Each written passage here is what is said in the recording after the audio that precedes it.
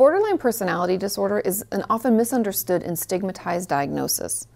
And while we can go to therapy and use our tools to better manage the symptoms, not everyone does that. Therefore, many of us grow up with a parent who has BPD and does nothing to better deal with their symptoms, which is why today I want to offer 6 ways to deal with a parent who has BPD.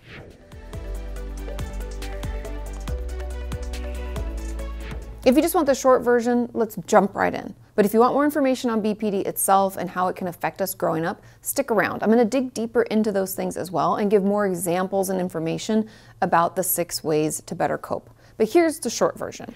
Now, number 1, if you don't already live on your own, find a way to move out or put a plan together to get you out of that toxic environment. Having space is going to be key to healing and managing this relationship. Number 2, we're going to need to place and uphold boundaries. Remember, these are not things we want them to do, but what we are going to do when they act in hurtful or inappropriate ways. Number 3, inner child work.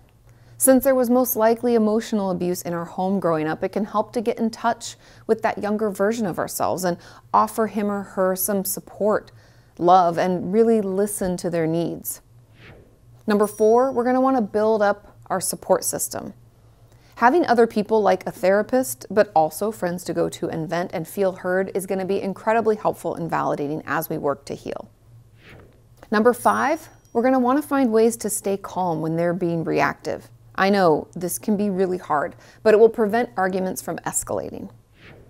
And 6th and finally, spend time doing things that you're good at or work to get better at something.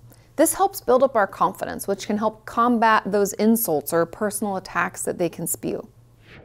We are all trying to become better versions of ourselves. That's why we're here, right? And I personally have been trying to find ways to speak more kindly to myself. And that is why I am so excited about today's sponsor, Skillshare. Skillshare is an online learning community catered to helping us unlock our own career and creative possibilities. Every day is a great day to reinvent ourselves, and they honestly have classes for everything. I went there to check out the Creative Confidence and Silencing Your Inner Critic series because my inner critic gets really loud and has held me back from doing all sorts of things like making new merch, writing my new book proposal, and even releasing some videos. Ugh, she's the worst. But I love the simple way the teacher Lucy walked me through the role of my inner critic. Spoilers, it's there to protect me. And she helped me bring my inner critic out so I can get to know her better and then manage her better. She even gave me useful tools to help in the moment and made me laugh along the way. Maybe you want to have more me time, so you're looking for productivity tools. Or perhaps you want to explore your creative career options. Whatever it is, Skillshare teachers will guide you step by step. Feel free to take a look around by clicking the link in the description that will give the first 1,000 people a 1-month free trial of Skillshare Premium membership. And after that, it's only around $10 a month. Thank you, Skillshare, for supporting the creation of mental health videos. Now to dig in deeper, let's start by talking a bit about BPD, or borderline personality disorder, to ensure that we all understand what it is. Now, the signs and symptoms, while they can vary from person to person, are as follows. Number 1, we can make a frantic effort to avoid real or imagined abandonment, like really an extreme fear of people leaving us. Therefore, we can have a constant need for attention while simultaneously not wanting anyone around. It can feel very uncomfortable and conflicting. And it's really because we just don't feel safe or okay with connection. Second symptom is we can have a pattern of intense and unstable friendships and relationships, characterized by alternating between extreme ideation, right? I want someone close, I love it, and devaluation. How dare you? You're going to leave me. Otherwise known as splitting behavior. It's kind of all or nothing, black and white. Symptom number 3 is we have an unhealthy idealization of people or ideas, which can lead to what is known as the favorite person in BPD. Symptom number 4 is we have a constantly shifting self-image and identity, feeling like we don't know who we are, or forever changing what role we're playing in our life, like what we like or what we want to do. Some even feel like they don't exist at all. And many of my patients have told me they believe they're just like broken or evil. Symptom number 5, we can have suicidal behavior such as self-harm or threatening suicide when faced with rejection. And this is usually because of how sensitive we are and how painful life feels for us. We can struggle with the shame of being so reactive as well, and due to our impulsivity, we can sometimes harm ourselves.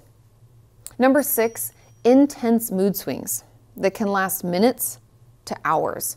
And on a rare occasion, they'll last a little longer, but it's usually, within minutes to hours. And we can feel intense rage and then despair, all within a few moments. And these swings are usually caused by interpersonal stressors and often followed by embarrassment or shame, which further supports our belief that we're just broken or evil. And this can also lead to us engaging in impulsive behavior, like careless driving, spending money we don't have, unsafe sex, or binge eating, using drugs, self-sabotage, etc. Sign number 7 is we have chronic feelings of emptiness. And sign number 8, we have inappropriate, intense anger or difficulty controlling anger. You can see how this would be hard to grow up with a parent not managing these symptoms, right? And finally, sign number 9, we can have bouts of stress-related paranoid ideation or severe dissociative symptoms. And like I said, I'm sure you can see how growing up with a parent who expresses these symptoms would be difficult and can lead us to having PTSD, anxiety, depression, eating disorders, just to name a few. And we can also struggle with boundaries, know what healthy communication is, and especially not have a very healthy self-worth. The erratic and unpredictable behavior can mean that we struggle with attachment, either wanting people close right away or keeping everyone away so that we feel safer. Also, when someone with BPD fears that they will be left, which, if we're their child, could be triggered by us getting older, right? We don't need them as much, going away to college, or even getting our own friends or a romantic partner, they can react poorly, slinging insults, attacking our character, and even using guilt to manipulate us into staying with them. All of this can be really, really confusing and hurtful and make it hard for us to decide what we should do. We can find ourselves stuck in a constant state of fawning, which is like extreme people pleasing, if you didn't know, in the hopes that if we do everything they ask, they'll be more consistent and they'll show us the love we so desperately need and stop saying such negative things about us. On the flip side, we could want to shut them out, run away, and cut off ties completely. Regardless of what we do, we're going to need some ways to better deal with it all. So let's jump more deeply into the 6 ways we can cope. Now, starting off with number 1, if you don't already live on your own, find a way to move out or put a plan together to get you out of that toxic environment. Now, this can mean that we get a part-time job and start saving. Reach out to friends or family members to see if we can stay with them, or even working harder in school so we can go away to college, get a scholarship. Whatever we can do to put some space in between us and our BPD parent will help give us a chance to heal, learn how to practice healthy boundaries, and get better at communication. That way, when or if we choose to engage with them, we feel prepared and get to choose when we do it and for how long. Tip number 2, we're going to want to learn how to place and uphold boundaries. And remember, boundaries are not requests or what we will ask them to do differently. We can ask them, but we can't control other people. And waiting for them to change is a really disempowering thing.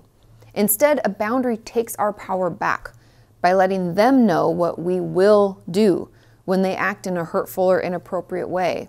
For example, we could say, if you keep calling me names or yelling, I'm going to have to leave. Or if you keep sending me hateful texts, I'm going to have to block you. And then the boundary is us actually doing that thing, right? Leaving or blocking when that behavior surfaces. Moving right along to tip number 3, inner child work will also be helpful in this process. Like I said earlier, it's very likely that there was emotional abuse in our home growing up. So younger us probably didn't get to have a lot of needs or opinions, or even support. Therefore, getting in touch with younger us, listening to what they have to say, and really recognizing how scary it could have been for them, it's all going to be incredibly validating and helpful. It can even show us just how important it is that we have boundaries to protect us from even more harm. And I have a workshop on this too if you're interested. It's available for purchase on my website, just katimorton.com. But let's move on to tip number 4, and that is to build up your support system. When healing from this or trying to manage it day to day, it's going to be important to have other people we can go to for support. This could be a therapist, This could be friends or other family members that we can vent to. And family might be helpful here because they probably experienced some of it as well. And they can all offer, helpful advice.